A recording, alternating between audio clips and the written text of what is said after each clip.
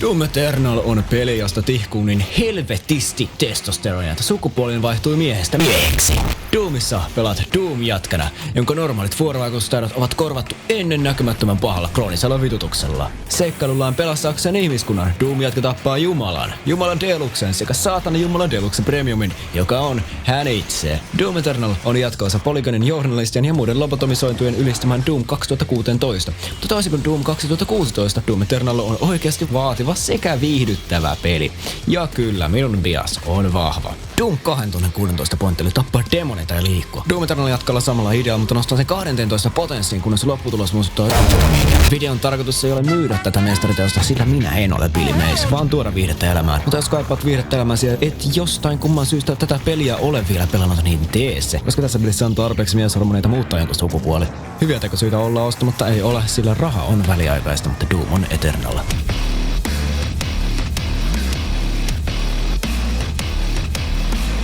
Pelikokemuksen kannalta Doom Eternal on hyvin uniikki, mutta seuraava lähin kokemus on kokainin yliannostus. Doom Eternalin koko taistelusysteemi on kehitetty yhdeksi vitunmaiseksi, monipuoliseksi, monimuotoiseksi, monikansaiseksi sekä monenmakuiseksi vittusaatanaksi, jonka ympärille koko peli on rakennettu. Joissain peleissä sinulla on kertakaikkien liian paljon erilaisia toiminnan vaihtoehtoja, joka tekee niistä minun kaltaiselle aivokuolleelle paskakaiselle liian haastavia pelejä. Jos minulla olisi keskivertoa autistisempi olo, mäkin päättäisin käynnistää Arma 3, minulla olisi ainakin 100 eri tuskallista aktiviteettia, mitä voisin tehdä. Kun taas se Doomin gameplay keskittyy yhteen asiaan tehokkaammin, kun keskiverto Genshin Impact-pelaaja keskittyy ala-asteen lapsiin. Ja se on uniikkia. Muissa peleissä sinulle annetaan tavoite ja saat itse valita, että millä keinolla lähestyt sitä.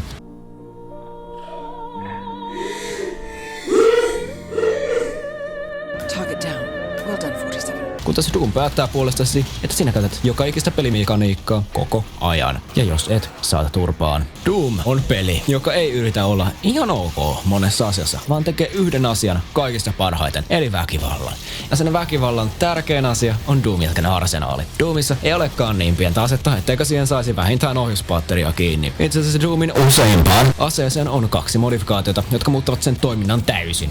Kyten jöllisinko, mikroaaltouuni ja full auto raketin heitin. Joku jamppa saattaisi väittää, että jokainen ase, mitä Doom-jatka kerää, rakentaa arsenaalia eikä korvaa siltä mitään, mutta minä aion olla rohkeasti eri mieltä, sillä jumalauta, mä rakastan tätä haulikkoa enemmän kuin omaa äitiäni. Aivan kuten oikeassa elämässäkin, monen asian ratkaisu on haulikko. Pieni kussupää. Haulikko. Nostalginen hahmo. Haulikko. Tämä mulkku. Haulikko. Harmillisesti Doomissa ei pärjää ihan pelkällä haulikolla, mutta onneksi Doom-jatkalla on 7 muuta asetta, joilla ratkaista ongelma. Harmillisesti jokainen pelaaja ei ole samanlainen jumala kuin minä, joten monelle on myös tärkeää tappamisen ohella, miten parantaa itseäsi. Doomissa asiat on tehty harvinaisen simpleiksi, joten ei tarvitse osata kuin tappaa. Tapaa joku moottorisala. 8 aseen lisäksi Doom-jatkan aseistukseen kuuluu puvun ominaisuudet. Puvulla ominaisuuksia on muun muassa granaatin heitin, T7 pakastin, liekin heitin, rallivaihde sekä One Punch Man larppaus. Jokaiselle on oma nappi, ja ne napit on sitten niiden 8 päälle ekstrana, joita käytetään aseiden valitsemiseen. Nappeja on kuin haetarissa ja pelikokemus tuntuu samalta kuin Säkkärmen polka. Eikä siinä vielä kaikki. Jos luulit, että kerroin jo kaikki tavat tappaa väkeä Doomissa, olisit väärässä. Nimittäin Doomissa demonien tappaminen voi olla hauskaa, tai se voi olla hupaisaa. Ja maksimoidaksemme hupaisuuden, sinulla on vielä 2 keinoa lisää, josta ensimmäinen on vitun päheä miekka, joka tappaa mitä tahansa. Iso kaveri. Minibossi. Lopputaistelu. Kukaan ei säästy. Voi pojat. Mitäköhän mahtaa olla vielä vahvempi kuin tuo tuommoinen miekka? Hyvä kysymys, johon vastaus on BFG, joka suomentuu vitun iso bussi. Samaisella vekoittimella voi myös vähentää Marsin kokoa merkittävästi. Just shoot a hole into the surface of Mars.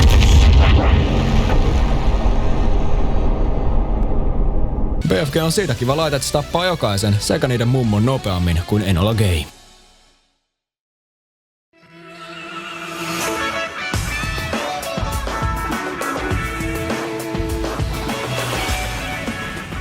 Tänä iltana meikäläinen luettelee Doomin viholliset.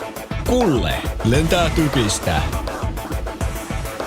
Ja Tintin laskee keskiverton War Thunder pelaajan SPM-arvoja.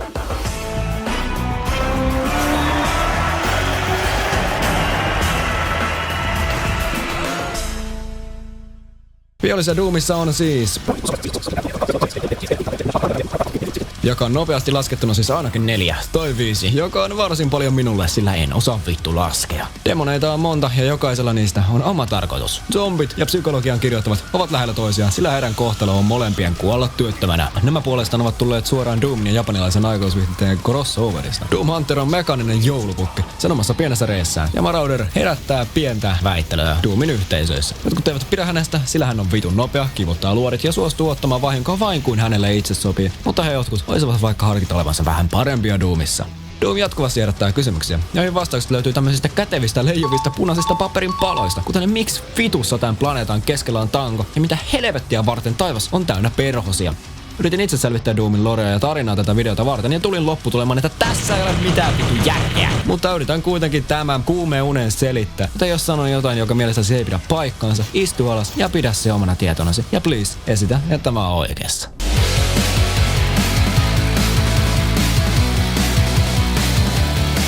Kauan sitten, kaukaisessa galaksissa, oli ampua nimeltään Isä, joka oli käytännössä Jumala. Isukin tuli tylsä, joten hän loi eräänlaisen herrarodun, jotka ovat vaan vähän liian isoja perhosia. Kun Isikku lähti hakemaan maitoa ja jätti perhoset vahtimatta, Hillä nousi kuusipäähän ja päättivät, että ei vittu, mehän ollaan Jumala. Perhoset sitten löysivät kauan sitten kadonneen kanssa nimeltä argentiinalaiset ja uskottelivat heille, että perhoset on tosi cool bro, joten argentiinalaiset loogisesti ottivat perhoset jumalikseen ja lähtivät ympäri universuon ristiretkille levittämään perhosten ilosanomaa. Ennen Doom Eternalin tapahtumia Doom jatkali näihin aikoihin taistelemassa helvetissä, koska miksi vittu ei? Kunnes hän maagisesti päätyi Argentiinaan, jossa hän kertoi perhosille, että ei vittu jätkät, helvetti on olemassa. Tämä on kieltämättä jänskää, miten ihmiset ties helvetin olemassaolosta ennen taivasta. Saatuan tietää helvetin olemassaolosta, perhoset loogisesti uhraa Argentiinan helvetille. Sillä helvetti tekee tappamistaan sieluista energiaa, ja perhoset halus vähän sitä nam helvetin energiaa. Perhoset ja helvetti ovat nyt kaupallisessa yhteistyössä ja alkavat uhraamaan planeetoita helvetille sitä energiaa varten.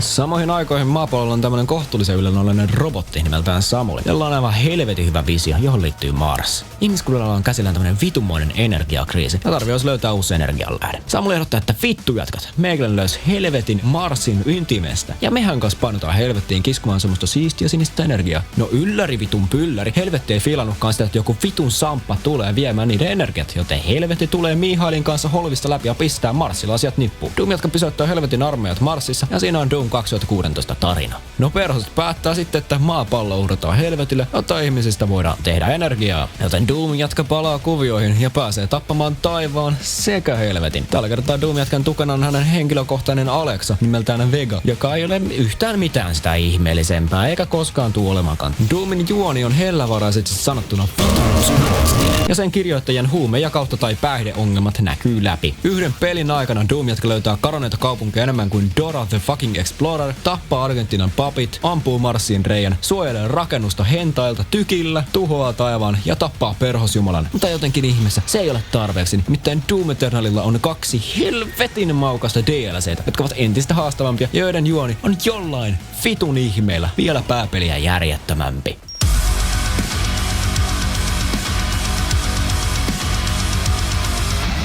Ancient Godsin itse gameplay ei eroa juurikaan peruspelistä, ja uutta on pääasiassa haaste ja entistä järjettömämpi juoni, joka tuntuu enemmän ja enemmän siltä, että koko paska käsikirjoittiin yhdessä saunaillassa. Ancient Gods on pitkälti vaan lisää sitä kaikkea mahtavaa, joten jos sä pidit Doom Eternalista, sä tulet pitämään Ancient Godsista. Ja sillä sipuli. Te muistatte varmaan meidän kaikkien suosikki yliluonnollisen robotin nimeltä Samppa Samuli Heidenni. No hei jekku, se ei olekaan robotti, vaan se on vittu isä jumalan palvelija Pöronen, jonka ruumissa oli jostain vitun hienosta syystä lukittu Subnautikaan. Ja nyt paljastui, että se mystinen jamppa, joka laittoi Doom-jätkän solariumiin ja antoi sille suuret voimat, olikin Samppa. Niin ja Vega, senhän ei pitänyt olla mitään ihmeellisempää, eikä näin? No hei, mä kusetin teitä, se onkin jotain ihmeellisempää, sillä se on jumalan tietoisuus survottuna Beybladeen. Samppa lähettää Doom-jätkän helvettiin taas, jotta hän voi käydä pelastamassa Jumalan, jota säilytetään saatanan kanssa vuoren huipulla koripalloissa. Samppa on nyt taivaan viimeisiä perhosia ja haluaa, että Doom-jätkän avustuksella herätettäisiin isä takas henki. Doom-jätkä ihan vaan vittuulakseen Samulille tappaa isän ja kidnappaa saatana. No miksi sä kidnappaat saatana? No tietenkin, sitä varten, että sä voit herättää saatanan henkiin ja tappaa sen. Siis uskokaa tai älkää, mutta tää hieman kismittää Samulia, joten hän yrittää tappaa Doom-jätkän. Samppa on muuten kanssa vähän liian helvetin vaikea taistelu. Kun sä sitten vihdoin saat sen Sampan hengiltä ja menet herättämään saatana henkiin, käy ilmi, että hän on Doom-jätkä. Ne kaanassa saman näköinen, mutta ei oikeasti sama tyyppi. Doom-universumin lore alkaa hajoamaan käsiin tässä kohtaa, koska käsikirjoittajilta loppui vissiin päihteet. Virallista syytä sille, että miksi Doom-jätkä ja saatana näyttävät samalta, ei oikeastaan ole, mutta henkilökohtainen teoriani on se, että pelintekijältä loppuu ideat vittu kesken. Saatana päättää painoa helvettiä, mutta Doom-jätkähän pitää alkaa johtamaan häntä. Ihan viimeistään tässä kohtaa peli ja testotasot alkaa nousemaan pelottavan korkeaksi. Mitä sitä pääsisi helvetin pääkaupunkiin? Ensin sut pitää palata Argentiinaan, rakentaa Minecraft Beacon, larppaa näin kuulut lohikäärmeisielokuvia, mennä planeetan keskellä olevaan tankoon, joka oikeasti näin Argentiinan avaruusalus, ottaa söpöavain, palata maapallolle ja lopulta käyttää sitä söpöavainta, joka avaa portaalin helvettiin. Mitä varten ihmisillä oli portaali helvettiin, mä en tiedä. Mutta ennen kuin me menemme helvettiin, käydä läpi mitä Ancient Gods lisää Doomiin. Ensinnäkin, sulla on vittu vasara, joka ei pelkästään riko fysiikan lakeja ainakin 3 eri vitun tasolla, mutta myös antaa kaikkea, mistä sä voit haaveilla. Tervettä. Kyllä. Panoksia. Paljon. Syvimmät fantasiani. Totta helvetissä. Ancient Godsin myötä olen löytänyt uuden puolen itsestäni, joka kiihottuu syvästi vasaroista. Mutta mikä olisi vasara ilman nauloja? Ancient Gods onneksi antaa sulle nauloiksi uusia demoneita, kuten Valtteri Valkoisen erityisen. Se on amfetamiinin hengellistymä, joka tekee sen käyttöistä 3 kertaa vahvempia, nopeampia sekä pahahajuisempia. Niin ja jostain kumman syystä pistää se mikroaaltouuniin. Sonic the Hedgehog, joka pyörii pitkin lattia kuin pikkulapsi Prisman leluosastolla, sekä punaiset perhoset, jotka ampuu eri keppirien Doom-jätkän jalkoihin, joka on muuten harvinaisen perseestä.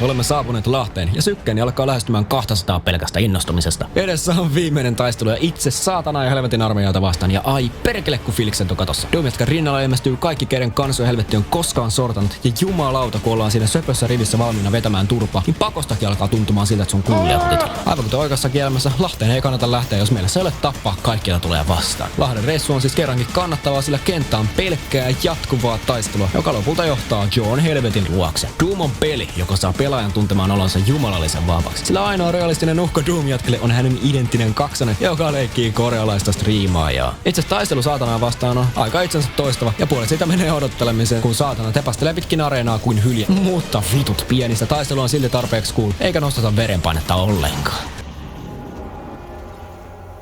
Tiedätkö sä, tää musta on vähän maksorista. Maksor.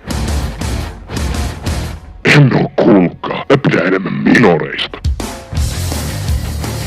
Ja mainitaan nyt vielä pari viimeistä asiaa, jotka sotivat Doom Eternalin täydelliseksi kokonaisuudeksi. Ensinnäkin Doomin musiikki on jotain ennen kuulematonta, sillä mun henkilökohtainen suosikki VTubereiden aktiivinen katsoja Mick Gordon Doomin musiikkia kirjoittaessaan päätti miksata 2 mun suosikkigenreä, mongolialaisen kurkkulaulun ja vitun moottorisahan. Doomin musiikkia yksinkin pystyy nostamaan verenpaineen korkealle ja saa haaveilemaan verestä. Musiikki on pelissä helvetin tärkeä. Erinomainen musiikki nostaa pelin sen vielä yhden askeleen korkeammalle. Doom Eternal näyttää myös aivan helvetin hyvältä. Ensinnäkin kaikki grafiikat on miellyttäviä, mutta samalla sitä pistää miettimään, että miten helvetissä kukaan osaa tehdä näin uskomattomia modeleita, maisemia ja rakennuksia. Doomia pelatessa melkein tulee paha mieli, sillä Doom on niin nopeatempoinen peli, että grafiikoihin useimmin ehdi edes keskittyä. Fiilikset on samat kuin juoksis museon läpi. Miten helvetissä mä saisin arvostaa taideteosta, jos se näyttää tältä?